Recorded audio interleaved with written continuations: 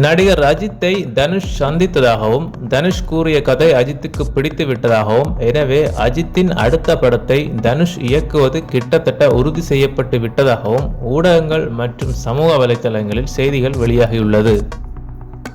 ஆனால் திரையுலக பிரமுகர் ஒருவர் சமீபத்தில் அளித்த பேட்டியில் அஜித் மற்றும் தனுஷ் சந்திப்பு இதுவரை நடக்கவே இல்லை என்றும், வரும் ஜூன் மாதம் தான் தனுஷிடம் அஜித் கதை கேட்பதாக கூறியிருக்கிறார் என்றும், இதுவரை வெளியான தகவல்கள் அனைத்தும் பொய் என்றும் கூறியிருப்பது பரபரப்பை ஏற்படுத்தியுள்ளது.